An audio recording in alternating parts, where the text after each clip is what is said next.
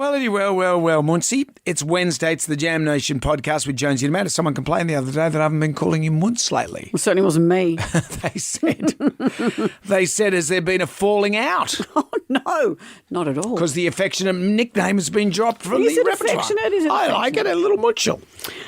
We're going to be talking about people who turn up early, people who turn up late. That's a no. People don't like it.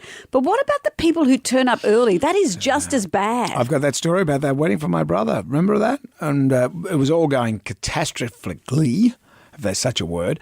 And then there's this couple just sitting there 2 hours before the wedding 2 starts. hours? I'm setting up chairs and Yeah, stuff. you're in someone's home who are preparing for a wedding. I just don't get it. We'll talk further about that. Lee Sales joins us. She's got a new book called Storytellers. Neil Perry joins us. Yeah. He's got a new book called The Food I Love. I hope we don't get our stories confused with both of those. Big chat down at the Jonesy and Amanda Arms about the pub test today. Soap, bars of soap versus liquid soap. We're covering all the big issues. What about soap on a rope? Does anyone still use that? Oh, remember Pope soap on a rope? I think I had one. Yeah. Did you used to bash the Pope in the shower all the time? Is that? Oh, anyway, let's leave it there, shall we? If you're doing that, then there's Stop something. Yeah. Enjoy the podcast. Everybody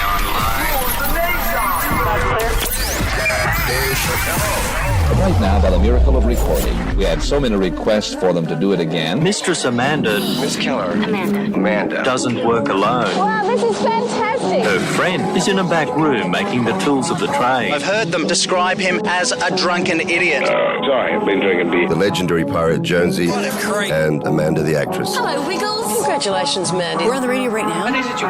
Jonesy and Amanda, you're doing a great job. You have no empathy for anyone but yourself, you giant tool. Now's the time to hear good radio. Sorry, a bit of a tongue twist there. Jonesy and Amanda are here. It's showtime, a-holes. We're on the air. Hello there, Amanda. How are you today? I'm well, thank you. Let me start with a quiz, do you mind? And not the Magnificent Seven, which is coming up. Sure, it's not a maths question.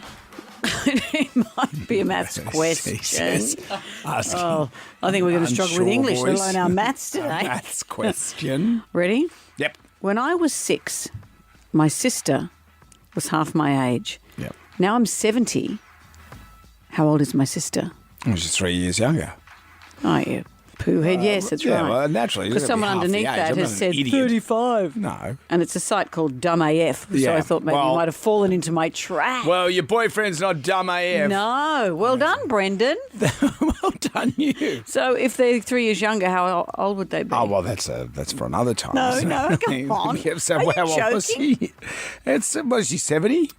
Yes. 70 minus 3. She's 77. No, she's 67. She's 67. And what an assumption it's a she.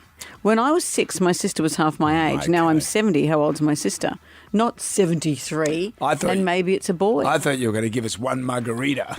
How does that go? One margarita. Mm-hmm. Something. You know very well how this song 2 goes. margarita. I'll give you some. 3 margaritas. I'll put it in my. 4 margaritas. I'll put it in my. And I've forgotten what happens at. I think at 5 everyone goes home. Thanks for the night. Thanks for the night, everyone. Got to get back to mum and dad. They've left a light on. My sister/brother is either 73 or 67. I just can't tell. Action-packed show today. We've got Lee Sales joining us on the show Got today. our very good friend Lee Sales. Well, Lee's fabulous. She's got a new book and it's just going to be great. It's going to be great. Neil Perry's going to be joining us as well. Amazing. And we've put our heads together with Neil Perry and combined our ponytails like Avatar. Mm-hmm. And we've come up with, you can go to Margaret to have dinner. His new with restaurant. Neil. Not necessarily with Neil. No, but he's got a new restaurant in Double Bay called Margaret. And you know how you often hear restaurants being raved about and you go, well, how good can it be?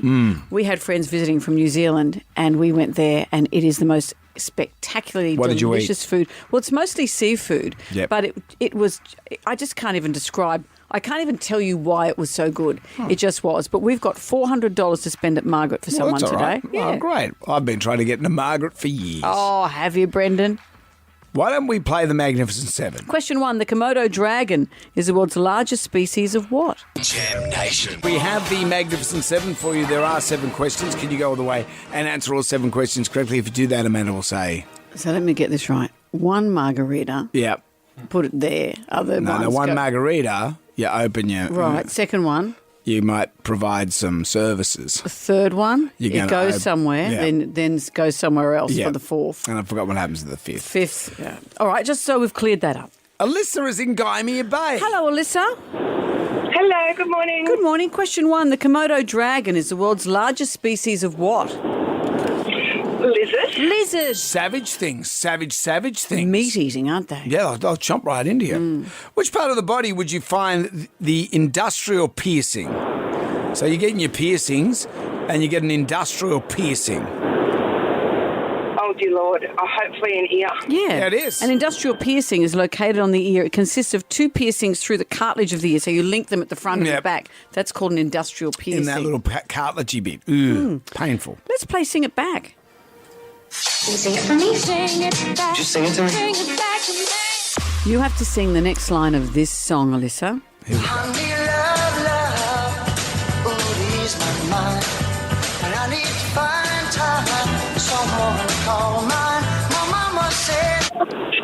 You can't hurry, love. Oh, you just got to wait. Yeah, it's That'll pretty do good. us. Yeah, well done. Good work, Alyssa. This is multiple choice for you. To the closest number, what percentage of watermelon is water? A, 70%, B, 80%, C, 90%. 90. True. May as well Very just good, be, Alyssa. may as well be a jellyfish. Why don't we just flavour jellyfish as watermelons and eat them? Okay. Am I the only one thinking? Well, I think the Japanese do that. They like the Japanese. They like the jellyfish. Well, I spent a couple of years in Perth as a child with my family. I wasn't just a vagabond. Yeah. And You a little stick and all your possessions wrapped up in a kerchief. And I think I've got a big phobia about octopuses and things. I think it came from this. We went down with some local kids to the Swan River and they'd scoop out those big ugly jellyfish and they'd scoop out their insides and throw them. And just the idea of scooping out the innards, it just fills me with Was that horror. jellyfish or octopus? It was a jellyfish. Well, but I what's your think beef with octopuses Because they're then? similar to that No, they're kind of not. well, it just feels the same to me. Either that or in a past life I've been attacked by a giant squid. You choose which option you think it is.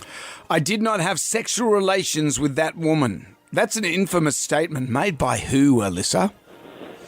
Bill Clinton. That's it. Here he I is. did not have sexual relations with that woman. Yeah. Question 5. Question 6. What are the names of the brothers from Oasis? The Gallagher's. Well, No, the first But we names. know that, Alyssa. What are their first Neil, names? Neil and Liam. Sorry, it's not So Neil you're and doing Liam. so well, but you know. Sorry, Alyssa. We're going all the way, and you've got to make it a little bit harder. Well, it's got to be factual, is the thing. Well, factual as It's well, but not sometimes, Neil you know- and Liam. It's not. We like to help. Well, we've asked the names. That wasn't the name. Alyssa, thank you. Jonesy and Amanda. Sam Nation. Podcast. The Magnificent Seven. We find ourselves at question number 6. It's going to Andy in Engadine. Hello, Andy. Hello, What are the names of the brothers from Oasis? Liam and Noel. That's There it. you go. Noel, not Neil, as we heard earlier. Before we go further, Andy, you know how the story about Scott Morrison's thing at Engadine Macca's was refuted and the guy said he just made it up. Have they indeed taken down the plaque that was up there at Engadine Macca's? Haven't got a clue. I've only just moved here. Oh, do you know the legend of Engadine and what's happened at Macca's? What was alleged to have I happened? don't know. Well, apparently our Prime we have Minister to go had down a this toilet path. incident that didn't go into the toilet. Am I right in saying that? Yeah, but it was a fake post. The Yeah. guy, the young fella that did it all those years ago, said it was fake. But the Prime Minister himself spoke about it. Yeah. You know, if you've got a bit of publicity, you run with it. But I just feel that if a plaque goes up, it has to be like for a factual thing. Well, Andy, if you make Andy- your way to Macca's there and you see the plaque, don't believe everything you read. Vanessa Hudson is the new chief executive of which company, Andy? Vanessa Hudson. Yeah, think about Yes. who would be a new chief executive of a company. Why would we need a new chief executive for a big company right about now? What company would it be? No idea. Andy at Pfizer. No, sorry, Andy. And were you in contact with any of the current events? Well, these names may not mean much to people. You'll know the name of the company. News every day. John's in Blacktown. This is what the Mag 7 is, Brendan. You Of course, don't give people a hard time. I'm just curious, Hello, maybe John. I'm too close to it. Hi, how are you? Very well. So Vanessa Hudson is the new chief executive of which company? That would be Qantas. There it is. Taken over after Alan Joyce fell on his sword a couple of months earlier. Yeah. See ya! I'll just take me big bag of cash. Congratulations, you won the Jam Pack. It's all coming your way. John, you got 2 tickets to the Big 4-Wheel Drive and Adventure Show at Eastern Creek, September 8 to 10. Tickets at 4wdshow.com.au. A $150 voucher to Lone Star. Devour the taste of Texas at Lone Star Rib House and Brews. Tender ribs, juicy steaks, and so much more. I could go with one right now. And Jonesy to make the character, choose for you to colour in. Add some standard pencils. John, anything you'd like to add? No, that's awesome. Thanks, guys. Thank you, John. Well done. Jonesy and Amanda. Jam Nation. Podcast. Listen up, people. Fasten your seatbelt. Let's get ready to rumble! Thumbing through the Jalmanac, our big book of musical facts. On this day in 1984, Madonna released her single Material Girl. Nile Rodgers, who we spoke to yesterday, the chic genius, had recently worked with David Bowie and was drafted in by Madonna to work his magic on her second album, Like a Virgin. Nile wanted Material Girl to launch the album. Madonna agreed, but ironically grew tired of the song because it gave her the Material Girl nickname. She didn't like that. The song also marked another significant moment in Madonna's life. She met her future ex-husband, Sean Penn, when he visited the video set for the promo clip. I like that. The future ex-husband. Yeah. He just shows up for a promo clip. Imagine meeting someone and saying, you're going to be my future ex-husband. You're my future ex-husband. In 2015, she said she never wanted to hear the song again. 2015? Yeah, she still sings it at shows, doesn't she, I assume? I don't know. Should we razz her by playing it now? I think we just rub it in a big old face. Morning, Madonna. There you go, sweet pea. Jam Nation. On Instagram, I follow a site called $1 Million Listing. It's just got all these great houses in Sydney for sale. And I was looking at this particular house in Newtown, this giant warehouse thing. And I've always liked the idea of living in a Batman-style warehouse in the middle of the city. You know, boom, you're just in and out, and you've got all your bikes and stuff parked in the house. That'd be cool. And I was looking at this, and I thought, that looks familiar. That place looks for me, and a bit more investigation, it is the old house where the Living Room show was shot. Because you've given me some pictures here. I've got some pictures here. Because when you said the house was for sale, and it was $12 million. 12 million buckaroonies. I thought, you're kidding me. But they've re-zhuzhed it. It looks fantastic. Because when we filmed there, it takes up a whole block. It was an old bakery from many, many years ago, a whole block in Newtown. Great location.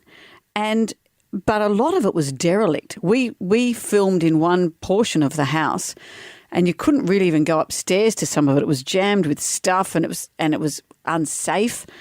But look at what they've done. It is spectacular. The pool, we filmed around the pool. There's a library. Look at this. A bespoke library, music room, artist studio. I love the idea of having a library in the house. That's good, isn't it? You used to have all the books up there. This house is beautiful. Yeah. I'd love to live there. You should buy it. $12 million. $12 million. Why don't you get the boys, Chris, Barry and Miguel, all do a chip in and you can all live there. Oh. Like Bert and Ernie. And another Bert and Ernie. Yeah. Bob and Carol and Ted and Alice. And I can pop round. Sure. Like a sitcom. Yeah, because that's where I infamously put on the Speedos and got in the pool on a supboard. We did a broadcast for our radio show from the living room to launch the new series. And in the middle of it was cold. It was winter. Mm-hmm. Well, that's what you said. You got into your Speedos, and Chris thought it'd be funny. He put some, because we knew you'd go supping and showing off on the pool. He squirted some detergent onto the board. Somebody called it. We hoped that you'd run and skid and fall off and we'd all laugh. Yeah. But he didn't put enough water on the top of it, so it wasn't skiddy enough. Yeah. All it did was make the pool foam up through the day. Underestimated the power of the J-Dog and his stability on the board. Yeah. But you in good nature, stripped down to your Speedos and did it. Mm-hmm. Yeah. Yeah. We were proud of you. So that $12 million, I wonder what it would have been had I not done that. Probably 20 million. It's quite the legacy, You might Brendan. have to burn some sage. You're buying that joint. It does look incredible. It's still got the mural on the side of the building. Yep. That we painted for it. Muntz was here. Muntz was here. El Munzo. You want a $12 million house in a great location in Done. Newtown? Help yourself. Yep, it's not like Amityville Horror. No, and just remember what happened in that pool. It involved Jonesy and some Speedos. Jonesy and Amanda's Jam Nation Podcast. It's a red letter day because on this day, Gem Wire Rise influence career really took off. Well, if there's one sign of influencing where you know you've made it is when you get asked to do some teeth whitening. And Ryan, some teeth whitening products have arrived for you. People have come. Yep. All your listeners can breathe a sigh of relief because the main act has arrived. And we've got Mystery box, what's inside the mystery box? All right. We do know what's in there. Okay, yeah, well, that's true. We've got some teeth whitening from High Smile. Oh. I only use High Smile, ask them by name. Well, you haven't even used the product And what yet. actually Might is it? grow What a have you third got? arm for It you. just looks like aerosols. Yeah, they're quite Excuse nice. me, he's got a name. Don't put it on your Some aerosol. quite nice coloured cans going on here. So we've got some colour corrector serum. Yep. And then we've got some watermelon flavoured toothpaste. Well, Do it. Let's do it. let's So, get into it. what's the process? Which do you one have do you to put on dry your first? teeth or anything? I don't really know, to be honest. I think you just pop it on a toothbrush. So you got the serum, colour corrector serum. You're going to put this on. Yeah. Do you put Is that the thing that goes on first? Are you Yeah, sure? 2 squirts. 2 squirts? Yeah, and We've been called worse. It's your Indian tribal name. then you just brush that for 30 seconds so you guys can just make a coffee or something now if you want. Okay. Well, 30 seconds. Well, this is Oh, great. please. Luckily, it wasn't bot whitening. It's great to see a young person brushing their teeth. Your mum's asked if you could do it twice. Can we get this on camera? You're going to 30 seconds out. Yeah, that's 30 seconds. Yeah. Oh, it's made them purple. You got purple Let's teeth. have a look. Oh, wow. Looks like you've been eating tar. Looks like you've got a big Hope body that's not plague. the end product. All right, Okay. get on with it. Spit it out. What are you? Where's he spitting that? Let me just. I've got a bowl here. Oh, And now do you go straight into the next bit or do you rinse? I think I'm meant to rinse. Yep. Okay. And Rinsey. Oh, lovely. This is good. Okay. Thank you. Spit it out. Let's see now if that blue's gone. okay, is it gone? Yeah. Okay, now get on to the next step. Okay, and the next step is... Yep. Wash that and that. Yep. Okay. Then I got to put the watermelon toothpaste on it as well. Wasn't this a song by Harry Styles?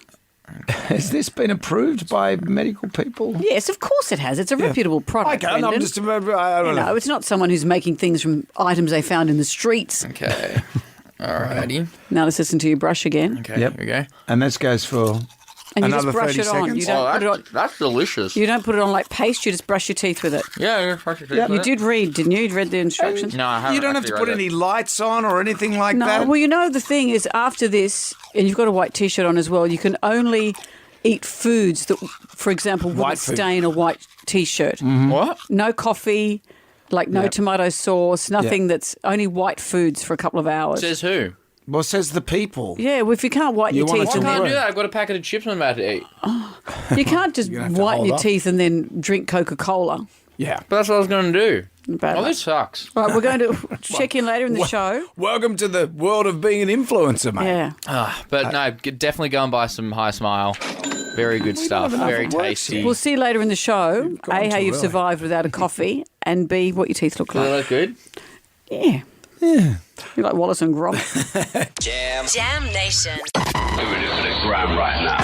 Who wants some free money? Instant. Coin cash. Moolah. I like the sound of that. Jonesy and Amanda's Here we go. 10 questions, 60 seconds on the clock. You can pass if you don't know an answer. We'll come back to that question if time permits. If you get all the questions right, $1,000 is all yours. And it can end there. You can take $1,000, and that's great. Yeah. But we're going to tempt you after that to say, for one bonus question, do you want to play double or nothing? That's when it gets fun. But we've got a long way to go before we get to the fun. Pam is in Cronulla. Hi, Pam.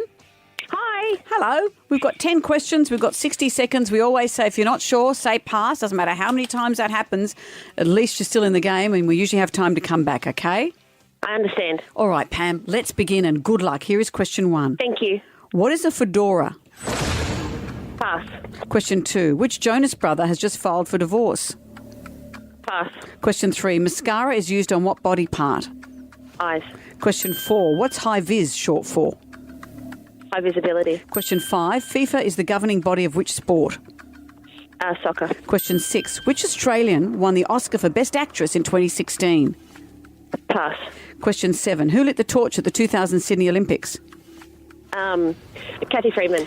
Question 8. From what body part do the dogs sweat? Pass. Question 9. In which decade was the original Little Mermaid released? Pass. Question 10. Which Prime Minister disappeared after going for a swim? Harold Holt. Back to question 1. What's a fedora? A hat. Question 2. Which Jonas brother filed for divorce? Joe. Question 6. Which Australian actress won an Oscar in 2016? Pass. Okay. Nicole Kidman. No. Oh, it was Kate Blanchett. The other one. Oh, you did the right thing, though, going back. Yeah. They were hard. They were tricky good. today. What body part do dogs sweat from? It's their paws. I was going to say bottom. I hate to see you at the gym, Pam. And in which decade was the original Little Mermaid released? It was the 80s? The 80s. Yeah, Pam. Yeah. Oh, thanks for playing, Pam. $100 to be getting on with. Thank you. Good on you, Pam. Jonesy and Amanda. Jam Nation. I saw this article saying that showing up early to things is just as rude as always showing up late. And I think it's true. I do like to be punctual. And our executive producer, Millie, came in and said to you... BLM. BLM? Boss Lady Millie. And she said to you, stop saying Amanda's always late because she's always punctual, and it's true. You made us late that time. One time in 18 years. And we got yelled at by Tim Bailey, the weatherman from Channel 10. One time in 18 years. And then we had to sit in an uncomfortable bus ride to the airport because you made us late. I don't even believe that is true, and let it go. That was your fault. Was and I said, if we 18 do years this, ago. we're going to miss the bus and everyone will be upset. And then you upset Tim. You're often showing up early. Millie reminded me of a time when we were going to a function, and this is probably just always happens with you. And it's great. You show up early. Oh, hang on. What's But then this? I don't show up early. But that you showed up early, but the people in our team who were organising it saw you sitting on a park bench across the road drinking a beer like a Darrow. Well, yeah, but I wasn't bothering anyone. No, that's right. And that's the good thing to do, because I was following this Reddit thread about this, and people were saying... Note to self, possibly go to the park bench away from the venue. So no one sees you being the Darrow.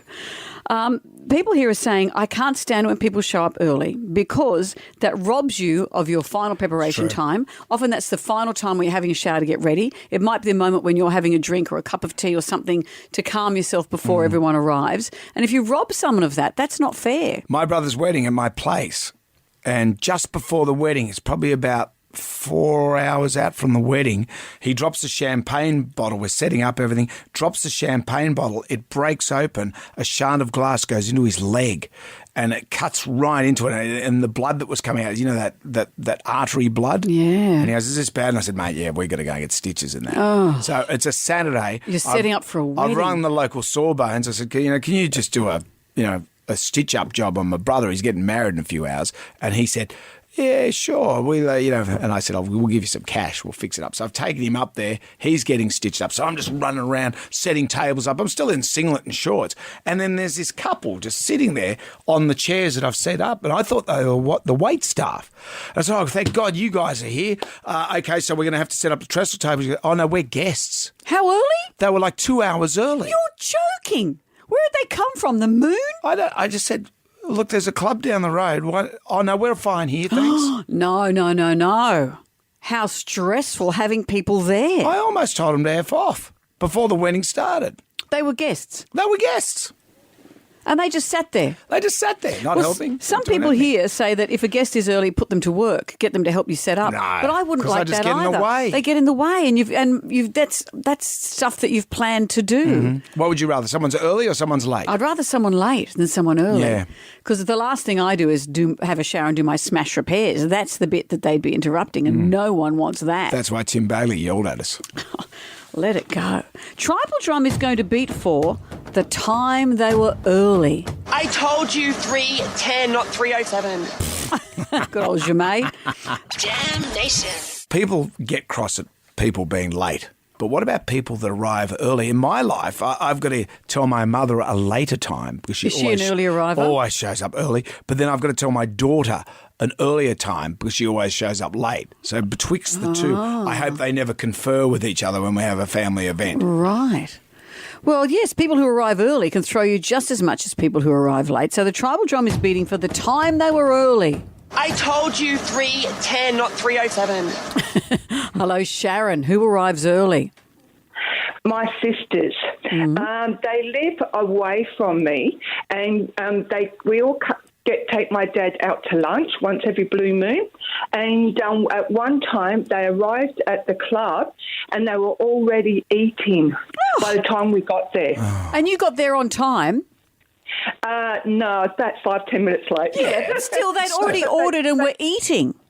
Yeah, and I'm the one who booked it. I booked it for a certain time, and they were there half an hour earlier and already eating. That's my God. terrible. Myself and my daughters were so angry.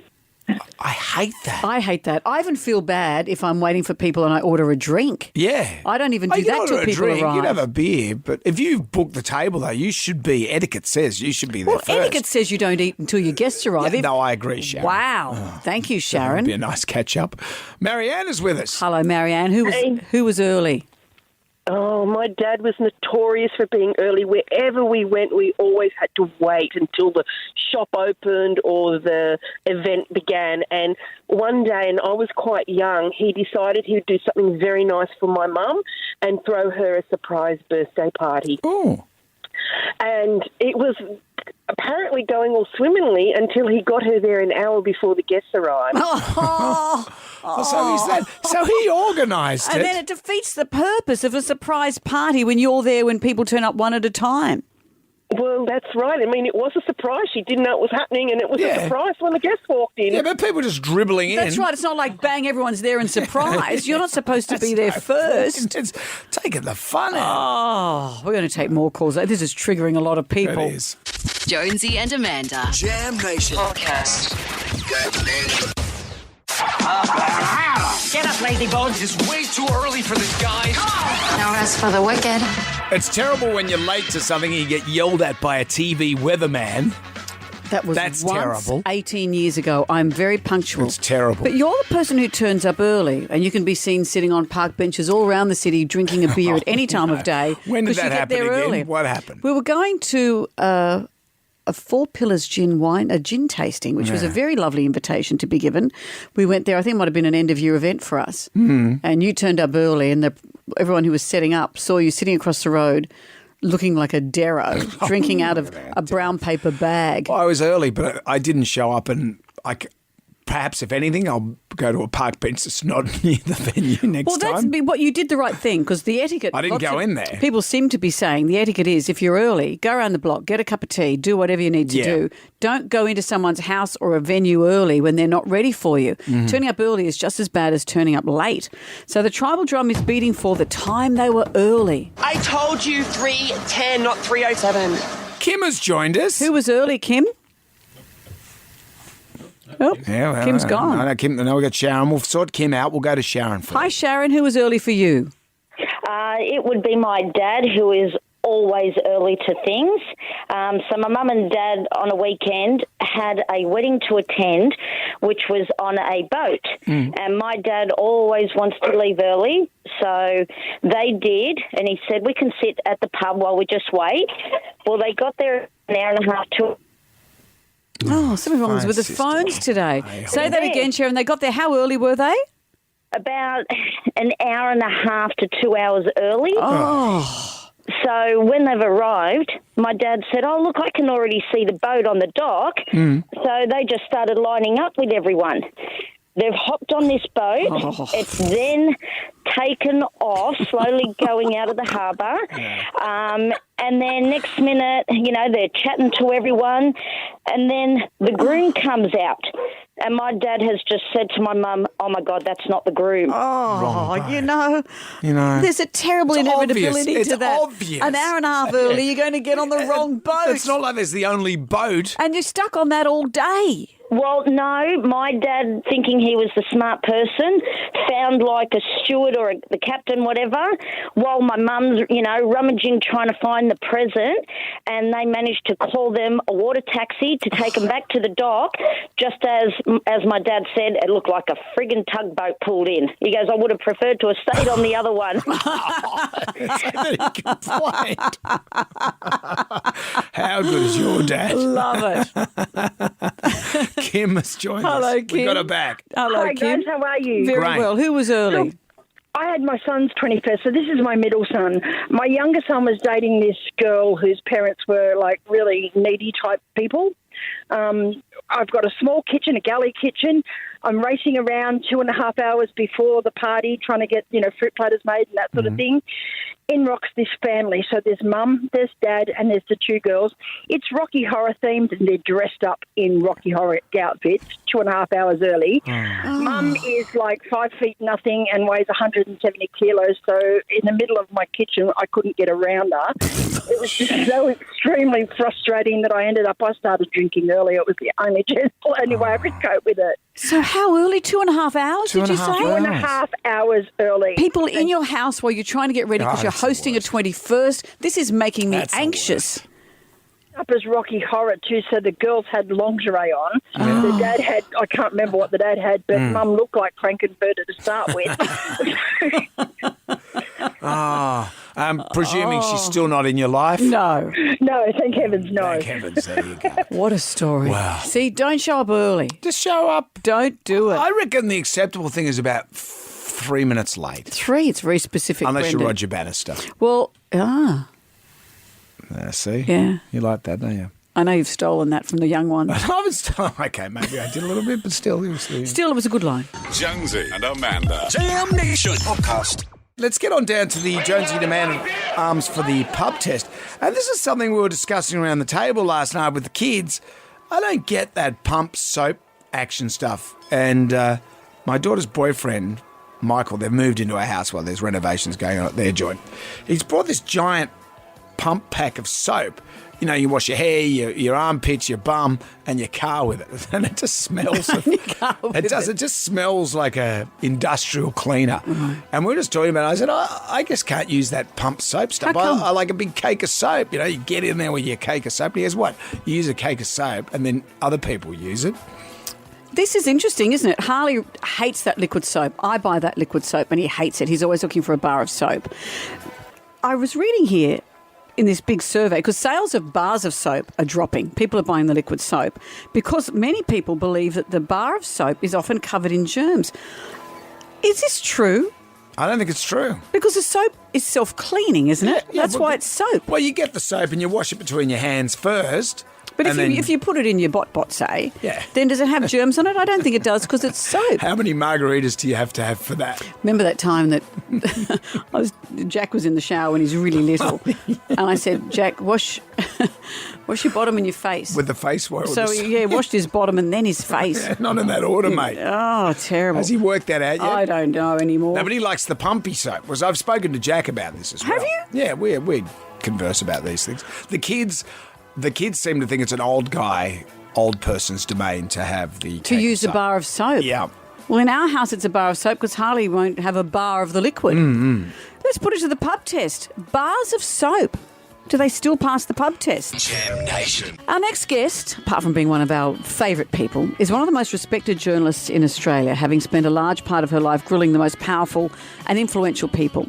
Well, now she's sharing an insight into her craft and that of other media professionals in a book she's written called Storytellers. To tell us more, Lee Sales, hello. I'm here in person. In the flesh, I love that. Legends. And also, because you're ABC royalty, now I feel like I've got a bit more credibility here. Look, I thought you might have wheeled in a throne or something for me for that reason, but I've come in and it's... And there's nothing. It's pretty... You've got nothing. It's pretty low rent. There were some tea bags and some Vita-Wheat on the counter, but that was the full extent of the red carpet. We're living the high life. The timing of this book is very interesting. Is it because the quality of journalism is disappearing? Look, it's partly just because I had some spare time on my hands. Perfect. To be honest. Perfect. No. Mother's Day's coming up. No, to be honest, when we were all in lockdown in 2021, for ages I'd felt like I personally love reading things about the craft of how people do things, whether they're table makers or musicians or whatever. I love that kind of stuff. And I've been thinking for ages, because members of the public always ask me about behind the scenes of media and people are very interested in it. I've been thinking for ages it'd be great to compile a heap of the stories of people who do media stuff for a living. So that was part of it, and I had time finally to do that. But then I also think a lot of what all of us do in our jobs, which is basically just communicating and telling stories, we all have to do that no matter what your job is, whether you're someone who has to walk down the street and door knock, whether you're a lawyer talking to a jury. And all of the skills that we use in terms of telling an anecdote, connecting with other people, are things that anyone could use in their everyday life. And so that was another reason I wanted to write it, and just to pass on knowledge to a new generation of journos. You've spoken to some incredible people. Annabelle Crabb, I think you've met her before. Tracy Grimshaw, Mia Friedman, people who have interesting spins on how they get the best out of someone and what they've learned along the way. Yeah, and Tracy Grimshaw, my mum actually read Tracy's interview with me, and she said, I thought Tracy would be like really super confident and kind of ballsy, but she said she was actually so gentle and thoughtful in her manner.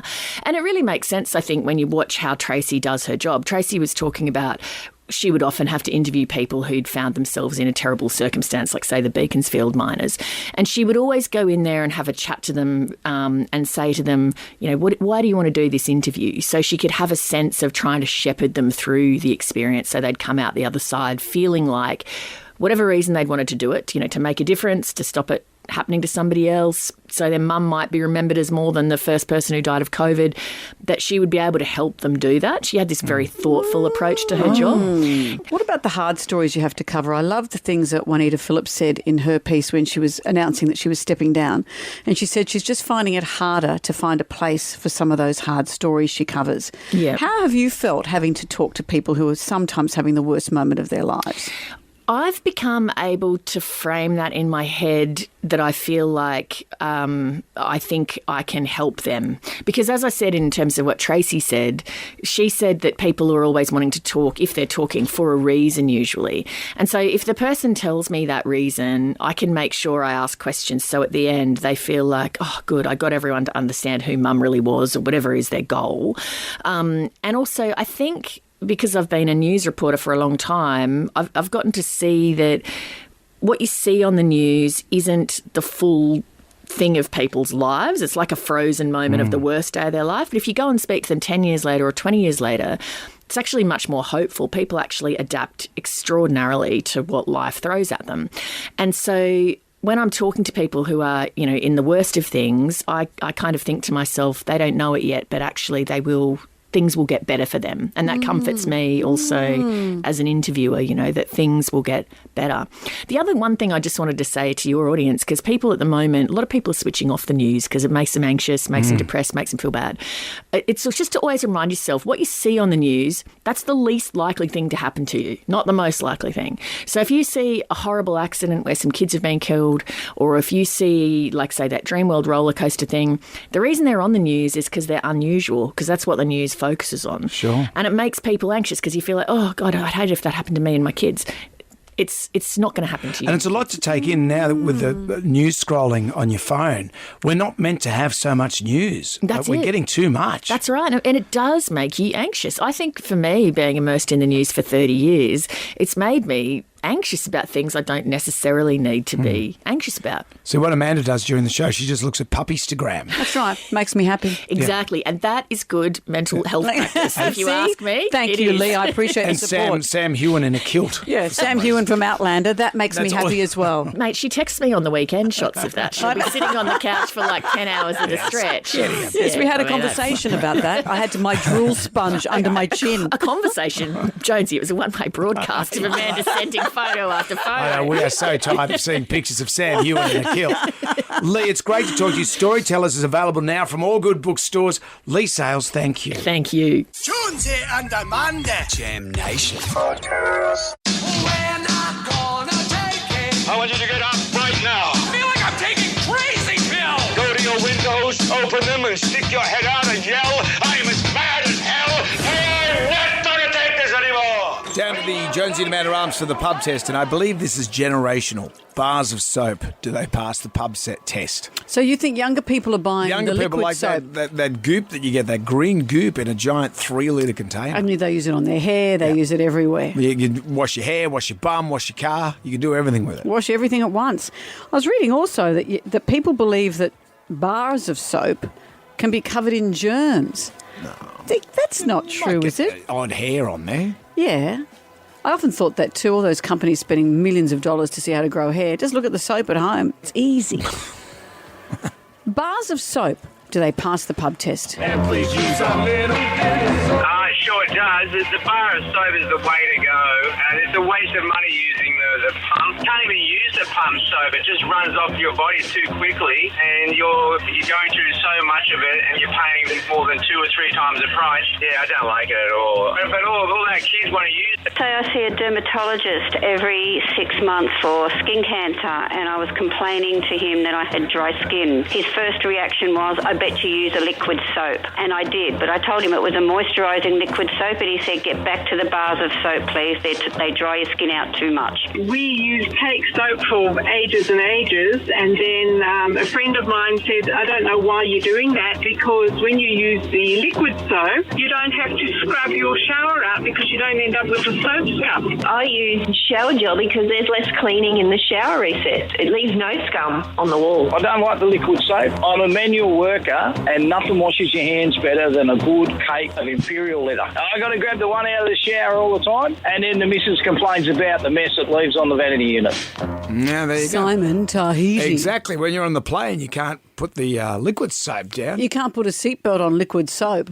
Is anyone listening to this argument? We've wrapped that argument up perfectly with that. Jonesy and Amanda. Sam Nation. Podcast. This man has been in the forefront of the culinary scene for over 3 decades. He's created some of the most iconic and delicious eateries: Rockpool, Spice Temple, Rosetta, Margaret. I went there recently and it has lived up to every single accolade.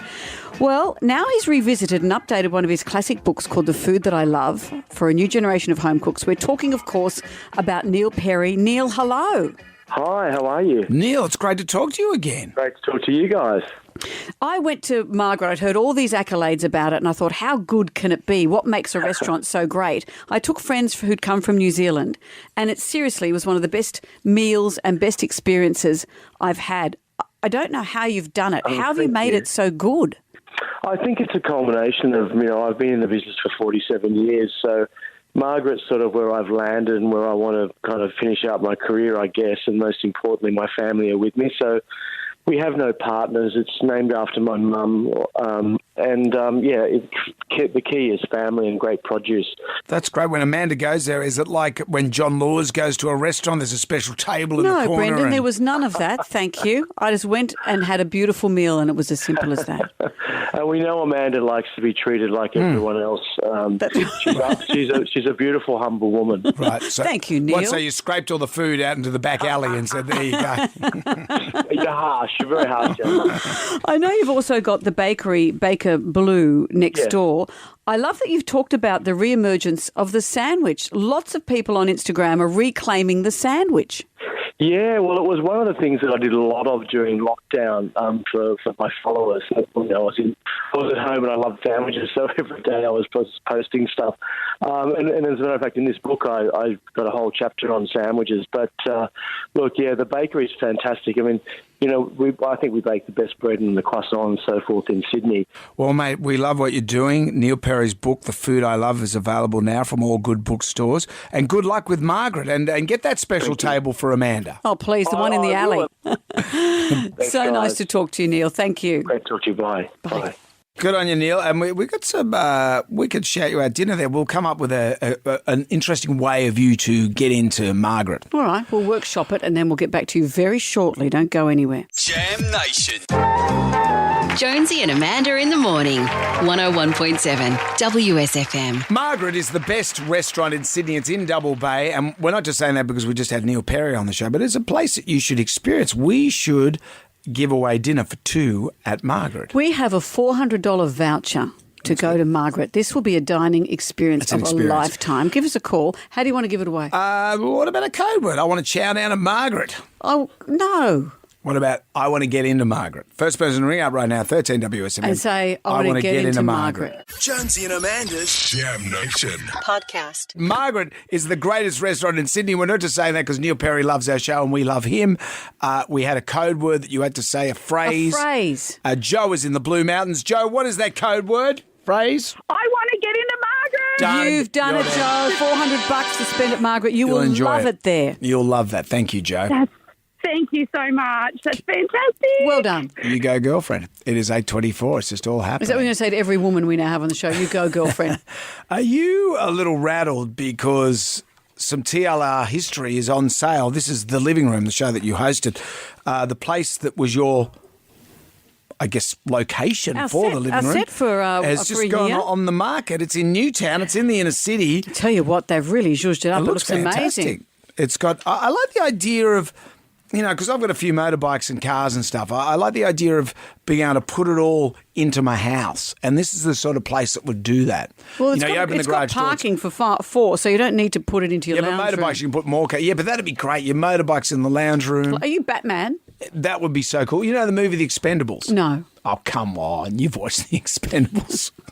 Anyway, Sly's got his place and everything goes into the Live main. alone, does he? Now you mention it. Well, no, he gets the But when we chicks. were filming there, it was almost derelict. The place, the area downstairs where we filmed, an amazing location, and it looked gorgeous. The pool out the back looked lovely. But almost uninhabitable upstairs. Was really falling apart. It's the site of an old bakery, and it takes up a whole block in Newtown. But I'm looking at the pictures this morning. Doesn't They've done look a major renovation's been done on it. They're asking $12 million, but it is spectacular. Gee, it looks good. Have you thought that you and the boys could chip in and you could all live in there? I don't know if we'd want Like to do upstairs, downstairs. There's another show. Who would be the servants? I don't know if I need to live there. It is spectacular. If I had $12 million, sure. One wonders what the price would be had I not stand-up paddleboard in that's a pair right. of scungies in the pool. We did our radio show from there to launch one of the seasons of Living Room, and without much encouragement, you got into your Speedos to show off how you could stand up paddleboard. Chris, while you weren't looking, sprayed the board with detergent. Yeah. We were hoping you'd skid and fall off in your showing off bits, but we didn't put enough water on the top, so it wasn't skiddy Well, it enough. didn't work for Pretty Boy, did it? Well, it didn't work for you. I've seen the photo. Yeah, I'm just... We put a photo on our socials of you, and you're very brave. It was Winter's Day, I'll point out. So, And if you hadn't, it's going for $12 million. Yeah. Maybe if you hadn't defiled the pool, it'd have gone for 20. 6. Maybe get some sage before you buy that place and give it a bit of an airing out. Jonesy and Amanda. Jam Nation podcast. Jam Nation. Testing. This is it, folks. Over the top. Since we took in Jem Rai, his star has been on the rise and now he's become a fully blown influencer. Well, today, the pinnacle of influencing seems to be, with all the contestants on maths, etc., is if you get a teeth whitening kit. Yep. That's happened today. We were sent some teeth whitening for Jen Rai. So earlier this morning... I'm starving. Yes, he didn't realise you're not supposed to... Yeah. Because you can't eat. Once it's on your teeth, you can't do anything. Sorry that I'm eating some Vegemite on a rice cake in front of you. Gee, No one's ever been jealous of that before. You must have envy there. I can't do it. Okay, well, you're Can't good. do it. Well, we'll get you to smile for us and see if it's worked next. Let's put on this song here. I'm sure Starship will cheer you up. I can barely press the button. Just press the button. Jam Nation. One of the benefits of being on the radio is you can become an influencer. Hasn't happened for us. No, not really. I'd like to think I'm a force for good, not a force for product. Whereas Ryan, Jen Rai, is happy to be a force for product. And you've managed to become an influencer without going on Married at First Sight, which is a big deal. And today, teeth whitening people have come to him. Yeah, and I think this is the stepping stone to Married at First Sight if you've got a big, toothy, white grin. Those teeth that are so white they're almost iridescent. That's what you need to get. So I the don't know what that means. The teeth whitening people, what's their name? High Smile. Yep. So that's really good. So earlier this morning we had the delightful experience of watching you clean your teeth with the first I product. must say it was nice to see someone of that age actually clean their teeth. So Yeah, so I've got the color corrector serum that's It made your teeth go purple. flavored or something. Right. Then Purple put flavoured. And then you put that on and you brush it around for 30 seconds. Yep. And then it makes your teeth really white. But you can't eat, apparently. That's the thing. you've So been starving, but put there's that in the bin. in. There's a What's rice the cake point? with your name on it. You can eat food, but you can't eat food they've said that kind of would stain a white T-shirt. So can't eat the Vegemite coloured was food. out. Yeah, that's Tomato everything sauce. good. And I've had this big bowl next to me the whole time. Well, you could Of go your and own spit. Yeah, because I don't. Jonesy can. I don't. No, want that well, next Well, to is me. it time to unveil your I don't want teeth? it. I don't Time to want unveil your teeth. Pull back. Get rid of that. Pull back. Instead of curtains, you pull back your gums. I don't just put it there. Don't put it here. Well, I don't want it. It's crowding my Don't. space. Brendan, do not put it in front of me. Well, it's just there. You don't have to drink it. Okay, mate, come on. Let's have a look at those choppers. Give us a big smile for the camera. Okay, Here we go.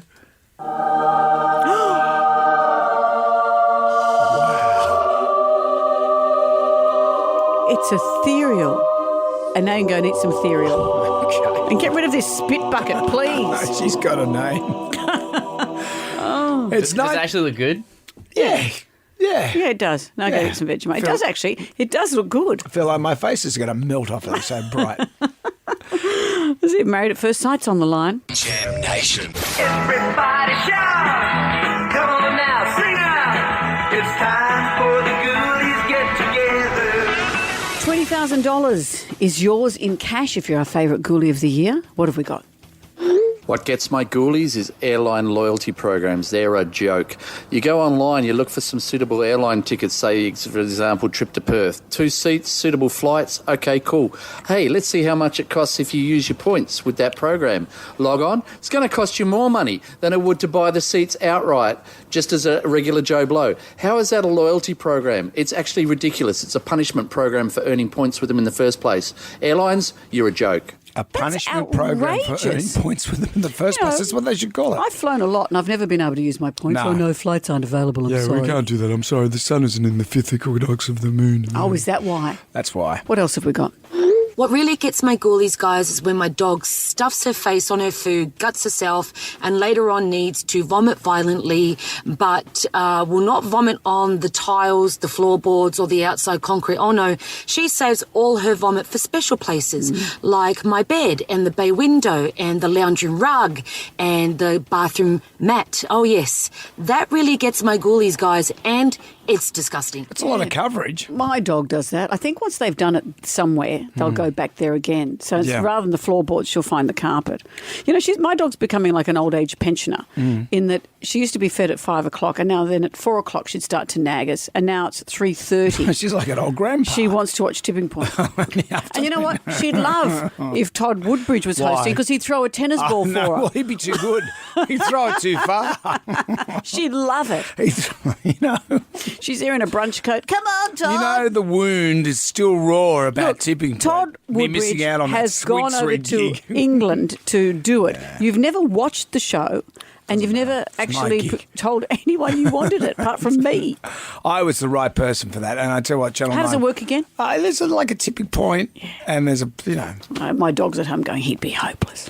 Out with the bad, in with the good. If you dipped out, doesn't matter. You can always contact us via the iHeartRadio app for Gets My Ghoulies. You can win $20,000 cash thanks to Heron Falls Machinery House. Jonesy and Amanda. Jam Nation. Podcast. Our favourite caller, email or Facebook friend wins a Carry On Pro suitcase. This is July's Carry On Pro. It features a hard shell front pocket for protection. You can put your laptops and stuff in it, along with an ejectable power bank so you can stay on top of things while on the move. So it's got a battery charger with it. Should have been a movie about it. Carry On Pro Suitcase. With Sid James. Or Pro Suitcase on a plane instead of snakes on a plane. Jonesy and Amanda tea towel and an 18th birthday key ring coming your way as well. I saw an article about people who get mad at people who are late, but then others piled on and said, what about people who are early? It's true. My mother, I have to deliberately tell her, put her back late an hour because she always shows up early. But my daughter, I've always got to tell her an earlier time because she always shows up late. How very confusing. Sharon from Glenmore Park called to tell us about her notoriously early father. So So my mum and dad on a weekend had a wedding to attend, which was on a boat. Well, they got there about an hour and a half to 2 hours early. My dad said, oh, look, I can already see the boat on the dock. So they just started lining up with everyone. They've hopped on this boat. It's then taken off, slowly going out of the harbour, and then the groom comes out. And my dad has just said to my mum, oh, my God, that's not the groom. And they managed to call them a water taxi to take them back to the dock. Just as my dad said, it looked like a friggin' tugboat pulled in. He goes, I would have preferred to have stayed on the other one. So whinged about it. Righto, you two. That's enough. Ugly Phil's next. We're going to be back tonight for Jam Nation, so we'll see you at 6. Good day to you. Well, thank God that's over. Goodbye. Goodbye. Wipe the tears, baby, tears from your eyes. Catch Jonesy and Amanda's podcast on the iHeartRadio app or wherever you get your podcasts. One swallow, drink cheerio, goodbye. Jonesy and Amanda's Jam Nation podcast. Catch up on what you've missed on the free iHeartRadio app.